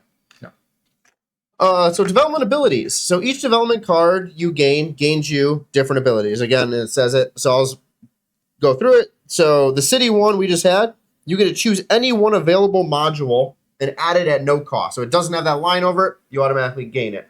So I can pick any of the cards out there. Science, industry, commerce all have their own as well. And then there's supremacy, which is the obelisk. That one just automatically gains 4 energy. That's kind of fun. Developments on the board. Building a development on a planet does not prevent other players from launching ships to that planet or activating it. Developments do not count as occupation of the planet. So if you, right now, I no longer am occupying this planet. I just have a development there. Mm-hmm. So for scoring VP, so you count leaders. So for adjacent regions, count leaders belonging to all players, including unrecruited leaders, the number of assigned leaders printed on the development you built, and the number of assigned leaders printed on any adjacent developments already constructed. What did you say? You just mumbled. Yeah, I know. I was reading it in my... Okay. Oh, okay. So there was an example. That's why. So here's the example. I'm here. I am going to gain the leaders inside my location. So 3. So I gained 3 for building this. Any adjacent leaders you would gain as well. So you're an adjacent leader. I gain 1 because you have an adjacent leader there. You gain 1 VP. So in that step, this thing here. Yeah. So you gain, based on your build and the leaders, you gain for adjacent players. You gain, this says here, for green leader in the development office, which is there, and 2 for the, so all leaders. So any leaders from anybody, anywhere around, on that step here, when you use the card, you gain the VP for. Interesting. That's what the example shows. So then, would these leaders still count when building something else because they're technically out of the game? No, so count leaders that belong to all players, including unrecruited leaders, the number of assigned leaders printed on the new development you built, and the number of assigned leaders printed on any adjacent developments already constructed. Yeah. So okay. yeah. Interesting. Weird. I'll do the progress track and then leave you the whole battle. Sure. So progress tracks. Those are all the tracks here at the top of the board. Yep. So the 5 progress track provides various rewards during the game and are a significant source of VP at the end of the game. All 5 tracks contain development and event spaces. So development spaces are anything that shows the development pictures. Each track has 3 levels. At the end of the game, each of your developments score VP based on the highest level only. Event spaces have the little hazard symbol. Yeah. When a player reaches a progress track with an event icon, advance the track once. Track specific. Each track also has unique spaces. So the science track, when you reach a discovery token space, take a token. And you can use it as a free action. The supremacy, if you're the first to reach a supremacy token, claim the token. If you're on a supremacy space that where normally a token would be, you would gain the VP instead. Industry, when you reach an industry ship upgrade space, choose 1 ship upgrade tile from your supply and place on the appropriate launch bay. Remember, when you gain a new ship upgrade, you may immediately build a ship of that type of no cost. So that's kind of cool. Commerce. Unspent resources at the edge are usually worthless. If you reach or pass one of the 2 vault spaces, each unspent resource you have at the end of the game is worth VP equal to the highest vault space. So that's these 2. Nice. Or no, yeah, that's those 2. And then civilization track. When you reach the tactics limit, which is the things, that means you can hold more tactic cards now, and you can immediately draw until you get to your maximum hand size. 6 and 7. Yeah. Nice. Then you have the event track over there on the left. Throughout the game, certain actions like buying modules or advancing progress tracks advance the event track. Yep. During setup, an event deck was chosen. So you have the Galactic Dawn, you have the Cosmic Twilight, yeah. And we have a third one, which I'm assuming is because of the expansion, and it would be listed in the other book. I guess so. It doesn't have the same symbols on the bottom, but No, there's a different symbol on the back, though. Oh, this is the same as that other. Yeah. The Nether Void. So yes, that's the add 5th player one. Mm-hmm. So Galactic Dawn includes 10 event cards that generally benefit the players whenever an event is triggered. When you trigger an event, if the event marker reaches the end of track on your turn, immediately reveal the top planet tile from the stack, place in the next empty space, moving left to right, top to bottom. Stack the 3 moons on that for the planet. Place the event marker on your station to remind you to resolve an event at the end of your turn. Then, resolving an event. Just the FYI, Cosmic Twilight, the other deck, imposes greater challenge on players. Mm-hmm. So we're definitely going to play that when we play. Because why not? So resolving an event card. If the event marker is on your station at the end of the turn, you reveal an event card. Resolve when this gets to here, this goes to wherever you're at? Yes. Place the event marker on your station to remind you to do it. Yeah. Mm-hmm. So in this order is how you handle the event card. Score VP. Each player scores the number of VP printed next to the marker on the indicated progress track, minus 1 VP per damage module on the station. Oh, okay. So it's talking about on the card? Yes. Okay. So on the card at the very top. There's that civilization. So we would each score 5, because we're on the 5 spot, minus 1 per damage module. Of any kind. Of any kind. For this one. For that one, yeah. Yeah. Place a new raider. Find the raider card of the indicated class. This one shows C, so we flip over C. So you flip over the C class and place that. Special effect. Resolve it as indicated. This one says each player gains 1 ice, then put 1 bonus ice on the newly placed planet and 1 on each adjacent region. Oh, nice. So we're also placing planets then? That's what I said already. Oh, I missed that. Oh, yeah. It says that's where you place the top one of these. So this just comes to you, so you remember to do it. That's why that's there, because that will go on there. Because it's to your station. Oh, station, yeah. I was thinking your current active. It doesn't matter, I guess, as long as you remember to do it. Come out. And then the final thing is reset the event track back to normal and put the marker back. And it'll go to your player count, so 1 to 2. Yep. And then the event says put back? No. Discard.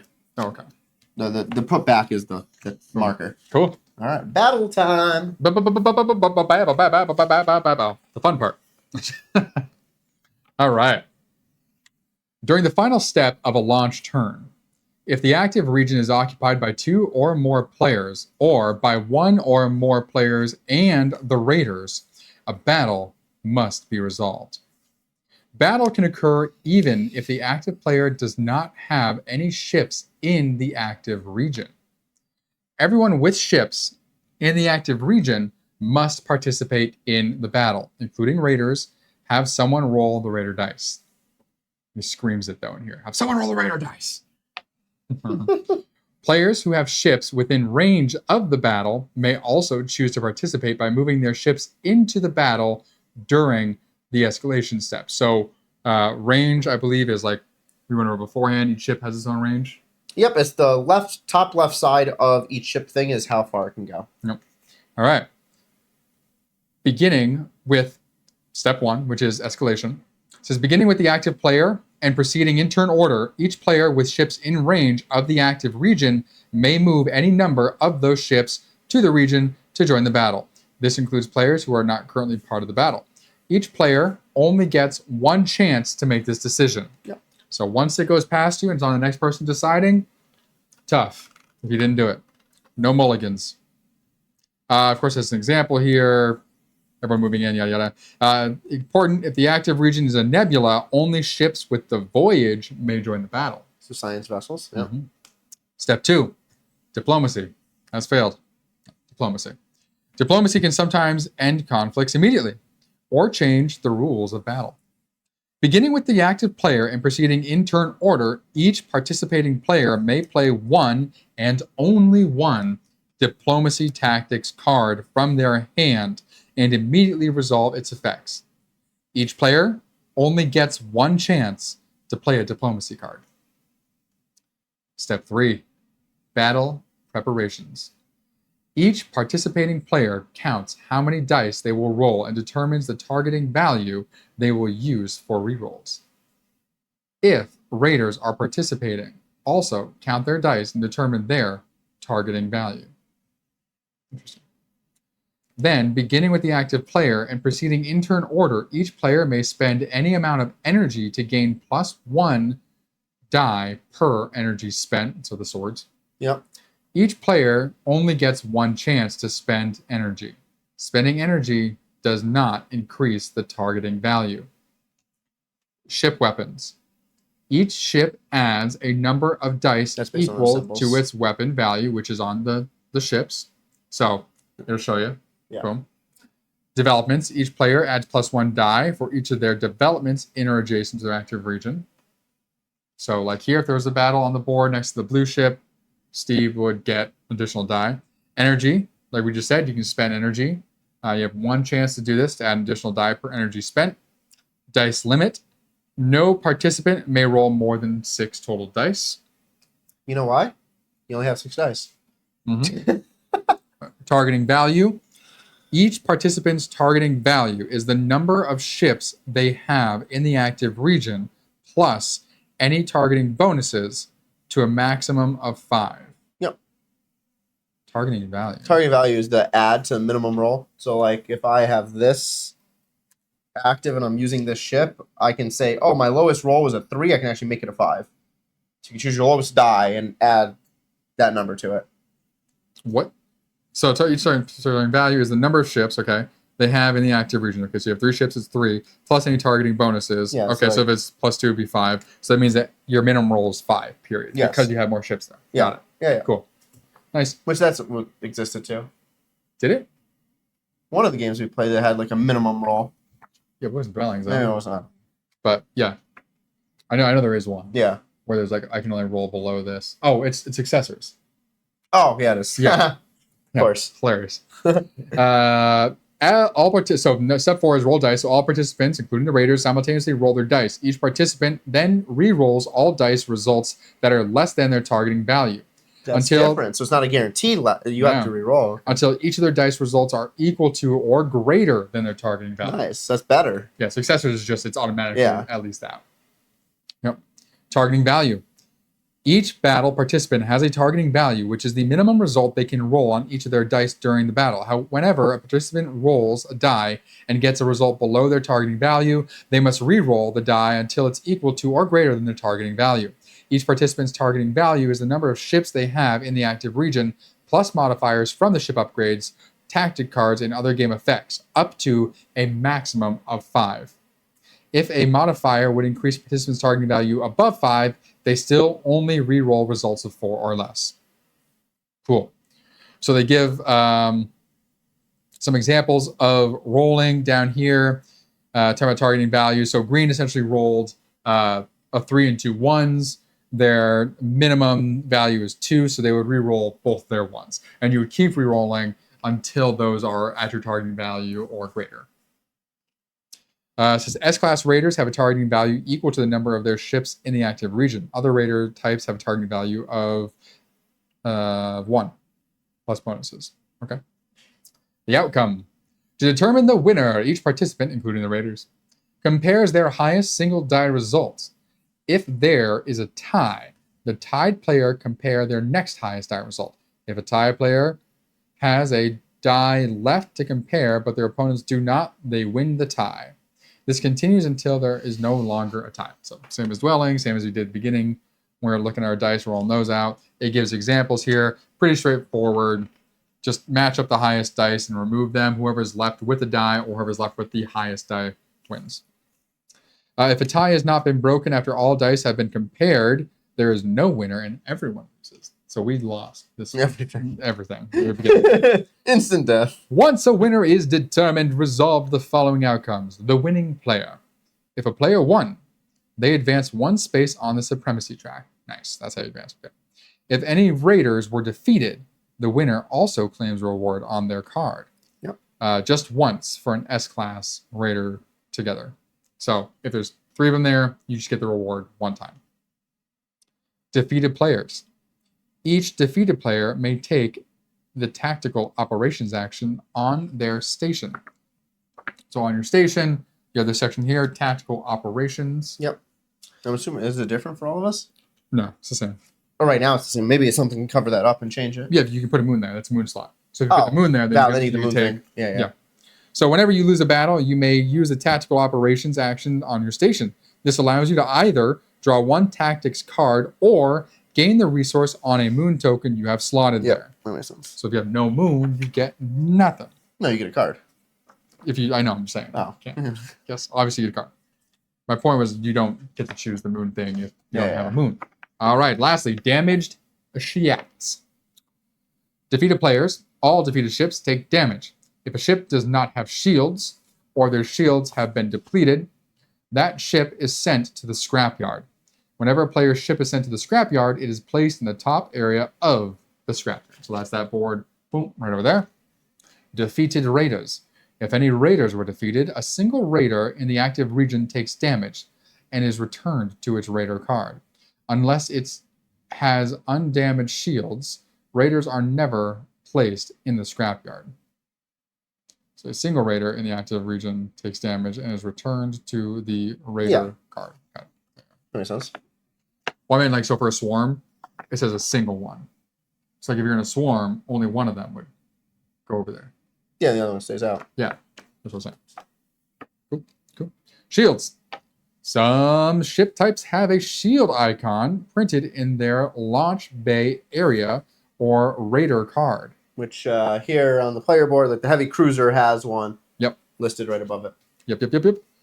When a ship with a shield icon takes damage, place 1 damage marker on one of its shield icons, and it will stay in the region. Cool. Because ships are taken down. That's cool. That's fun. Yep. Once a shield icon is covered with a damage marker, it is depleted. If all of a ship's shields are depleted, the next time it would receive a damage marker, it is sent to the scrapyard. All the damage markers remain until the last step of the return to station. Depleted shields can be recharged using the repair action, removing the damage marker. So earlier we were talking about like this repair action on the board. That's what it's for. Yeah. Whenever a player suffers ship damage in battle or from another game effect, or does, not have enough shields, it is sent to the scrapyard and removed from the board. All is not lost. If your ship, all is not lost. Your ships in the scrapyard will return to the launch bay area next time you return to station and can be launched again on future turns. Yeah, we went over that. Damage and repair. Ships and modules become damaged and are repaired throughout the game. Managing damage is important because having too many damaged ships interferes with your ability to use your modules, and module damage will reduce your score when resolving event cards and tallying final scores. Some modules come into play already damaged. Note that acquiring one of these damaged modules is not taking damage. Losing battles, events, and tactics cards can cause damage to ships and modules. So taking one of these that has a damage thing on it does not count as you taking damage for whatever the effects are. Makes if sense. Something says you take damage or if you've taken damage, it's only from losing battles, events, or tactics cards that were played. When a game effect, such as an event or tactics card, damages a module on your station, place 1 damage marker on an undamaged module of your choice, if possible. You may damage a core module. So those main ones down the side, you can put damage markers on. Repair. Whenever you take the repair action, for example, by visiting the shipyard or discarding a moon token with a repair icon, choose one of the following options. If you repair multiple times with a single action, you may choose the same option or a different one each time. Okay? Repair a ship in the scrapyard. I think I said shipyard. Oh, it is shipyard. Okay, that's shipyard. Got it. Repair a ship in the scrapyard. Move one of your ships from the top area of the scrapyard to the repair barge area at the bottom. Ships on the repair barge can't be launched back onto the board until they return to station, but they can be used to activate modules when they return. Recharge shields. Remove one damage marker from one of your ship's shield icons in your launch bay.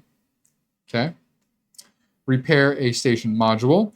Remove one damage marker from one module on your station. Nothing to repair. If you have no ships or modules, you can repair. You just gain a VP. Oh, so repair lets you gain VP. Yeah. So then ships in the scrapyard can't be used for actions when returned. Yeah, it comes straight. That's normal. They have to be in the repair area when you pull them back. That's normal from dwellings too. Because you can't take one extra step. That's here because beforehand when you died, there wasn't an extra area after you died. No, it was just a separate card that said, like an ability that said, "Oh, if you're in this area, you can still do an action. If not, if only." Right, so I'm saying because beforehand, like in dwellings, you would pull them back and just put them on your board. Yeah. And then you could use them in the future turn. Here, this lets you, when pulling them back, use them for those effects. So that's a new thing. Cool. Then it goes over a battle example, which we covered. So it's just game end and final scoring. Oh, my favorite Steve's favorite. Yep. Yeah. And then, the back part here, I'm not going to go over here. There's a bunch of optional rules, 2v2 mode. Oh, there's the Destiny cards. The Destiny cards, which we will read out. We'll read that we'll mention those. But the other stuff we won't. Oh, so these are just like the other things we can add in. We'll just highlight them. Yeah. So game end. When a player dumps water on himself, dies at the table, the other player wins. When a player's VP marker reaches and surpasses the marker on the board. So again, that's this marker, which we had here at the 50, 60, or 70. As soon as it gets across that line, it touches it. That triggers endgame. Reaches or surpasses, yeah. So touches or bypasses. Mm-hmm. When the endgame is triggered, immediately remove the event marker from the event track. Event cards cannot be triggered during the final turns of the game. Okay. The active player finishes their current turn. Each player takes one more turn, including the player who triggered the end of game. Yep. So not necessarily the active player could trigger end of game, as we talked about earlier. Well, the person who triggered end of game would be not necessarily the active player. So like you could get in a battle where you gain something up there and gain VP. Oh, I guess that would triggers it. Yeah. You guys smell this? Yeah. No. Smell good. It smells so good. Brand new game stuff. Then you're going to go to final scoring. At the end of final scoring, whoever has the most VP is the winner. So here we go. So final scoring. Each player scores the VP pretty next to their markers on the 5 progress tracks. So that's these 5 right here. Yep. So you'll gain VP for your location. Each player scores VP for each of their developments based on the development level on the player track. Yep. So before I had that development card, so if this was at level 2, Steve's marker will say boop, boop, boop, boop, right there. Then on the back of the card here, it gives you how much you would get. So he would get 7 VP because he's at a level 2 for his developed city. Yep. 3, damage modules. Lose 2 VP for each damage module on your station. No VP loss for damaged ships. Good. Vault bonus. For each player scoring VP for each unspent resource they have, based on the highest vault bonus they have reached on the commerce track. Okay, and that's in this yellow area there. Each player earns any endgame VP on undamaged civilization modules on their station. Cool. Each player scores 1 VP per leader left on their station. Interesting. And then others, like faction abilities, may score additional VP. Yep. So you might have things that give you that based on your faction. Yeah. If there's a tie, go through these different tiebreakers. Which you can read if you tie. Yeah, which we probably will. Oh, God. So some additional That'd be rules insane. I feel like or that's a very add-ons. crazy way to, like, Yeah, that's great. This game would be crazy to tie in, I feel like. Yeah. There's a lot going on. Yeah. So You don't even know. yeah. So here are some additional rules and add-ons that you can do. So one is the Quasar and the Vortex tiles. So in the stack of all of these, 2 of them say Quasar 1 and 2, and then 2 say Vortex of Brilliance, Vortex of Power. Yep. So that's these. So in this option, you can choose to either set of 2 and include them in your game. Before you place the other starting tiles, place those selected tiles on the boards marked with 1 and 2. So on here, there's a 1 and 2 spot on the board. There we 2 go. on the actual board. So you would place those down and then continue as normal with the rest. Cool. At the end of the game, after development scoring, each player then gains VP for each development they have adjacent to either of those tiles. Yep, which just shows on there. Yep. When using those, raiders that start on a nebula will now be placed on the special regions instead. Interesting. When rolling a die to place a raider, note the die number on the Quasar and Vortex in play. Yeah, so 1, 2, they 3, have 4, 5, they have 6. 1, 2, 3, 4, 5, and 6 on those, just like the tops. Instead of putting them at the nebula, you put them in the middle down here. So Yeah. a little dangerous. For Quasar specifically, no ship can reach them, but the incredible glow they emit casts good fortune. Player ships may not launch to a Quasar. Neither player ships nor raiders may move through Quasars, even if they have a voyage ability. Range must be determined by counting around, not through the Quasar. So you can see on the Quasar, there's a no movement symbol there. So range has to go around the Quasar. That's fun. For vortexes, when you launch a ship to a vortex, you gain the depicted benefit. At the beginning of your turn, you gain the depicted benefit of the vortex if you have 1 or more ships on it. Additional ships on the vortex do not increase the benefit. So when you launch and at the beginning of your turn, if you already have a ship on it, you gain the benefit? When you launch a ship to a vortex, gain the benefit. At the Okay. beginning of your turn, you gain it if you have ships on it as well. Nice. So those benefits on the bottom here. So credit, and then down here, it's a VP and an energy. A player with ships on more than 1 vortex gain the benefits for each vortex, which Nice. yeah, makes sense. So that's the vortex and the quasar. Those are 2 additional things you can add into the different locations. You have cool. the destiny cards. At the setup, deal each player 2 destiny cards. You choose one to keep, send the other one back to the box. Endgame scoring would literally be what's on the destiny card you would gain if you meet the criteria. We'll probably use these. Of course. End game goals are fun to have. And then there's a 2v2 mode if you have 4 players. We only have 2 of us. If you have friends. If you have friends, we don't. So you can play. Yeah, there's only 3 still. It's 2v2. It's we need, too odd. We need friend 1 more. So there is a 2v2 mode that gives an explanation here. The last thing is on the back of the book. Thank God. That goes through a bunch of different symbols. It doesn't go through all of them, but it goes through a bunch of the symbols and says what they do. Probably the main ones. And I assume that the Player board. player The player aids has it too. give you some good, okay, not the symbols, but they give you a good breakdown of everything that's in there. End game scoring as well, thank God. The Nether Void was from... I'm going to grab that right now. Okay. So escalation, that is the extra one. So escalation is if you have a 5th player, Oh, really? or you, I'll give you a sec. Or you play solo against the AI. I believe it was super simple. If I when I glanced at it earlier, Probably. So for the solo mode, that's all in here. I'm not gonna read the solo mode. No. The 5th player, it gives you a little bit more starting setup. So adding in certain other cards to balance it out. There's some new factions. There's the Shadows of the Void, which is the other deck of cards. Yeah. So that's the other 10 card decks. There's another set of The moons. events you were thinking about. What? Shadows of the Void events you were talking about. Yes. Yeah. There's another set of moons called the Ancient Moons, where you would shuffle the 6 Ancient Moons and the 6 Nebula Moons together and place 2 of them on each nebula. Nice. And then here's the Nether Void. When you launch the Nether Void, roll the battle dice for the ship you launched. Choose one of the dice as a result. You are not required to choose the highest. This is not a battle. And then gain the matching benefit down the Nether Void. Interesting. So we'll zoom into your board. You're going to show that card off.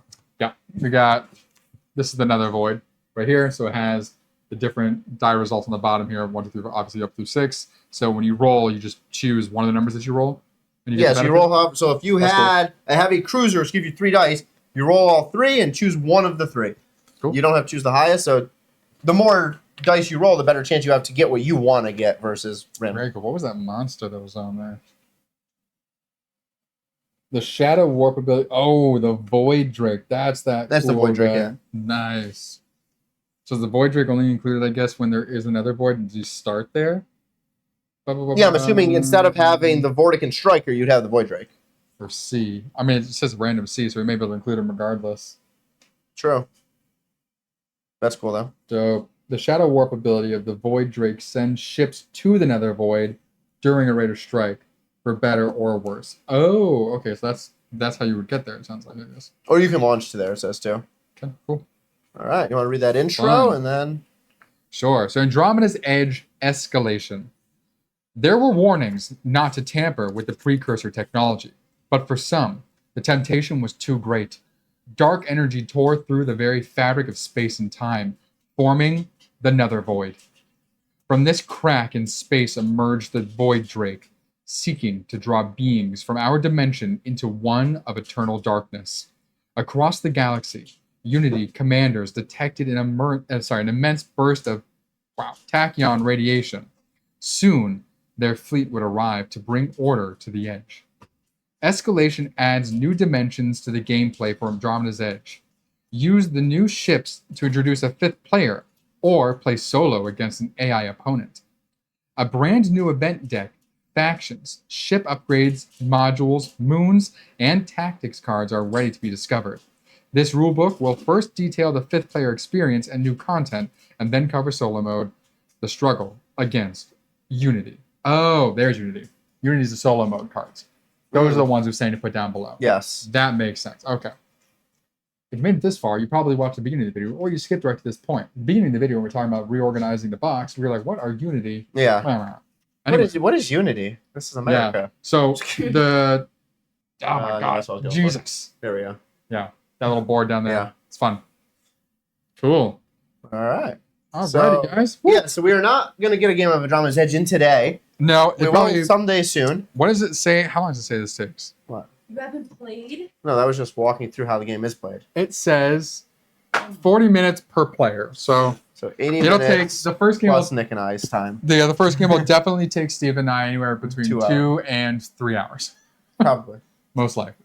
I'm trying to figure out how we're going to chain all this stuff together. No, this looks like a lot of fun. I mean, again, I wish... My biggest disappointment, honestly, is the player board area. I get it. If you made these like everything else, this box would be even bigger. That's accurate. You couldn't really do it. But you could have made them thicker and dual layered to a degree to help just hold on to things. But it'll work. It's fine. Whatever. I'm nitpicking. He'll survive. I'm nitpicking. I love everything else. I love the holder. you're nitpicking. I'm nitpicking. This Yes. is amazing. Your developments and that you can just kind of put your cards here and keep them there. Superb. Oh. Alrighty, guys. Hope you have a great night. Thank you for hopping in. This was Bald and Board Games, doing unboxings, rulebook rundowns, And playthroughs. and playthroughs. Yeah, moon rollers, and a little bit of Andromeda's Edge. Thanks for joining us. I said I'm bored. No, you didn't. I'm bored. Okay, You're Baldy. bald today? Sure.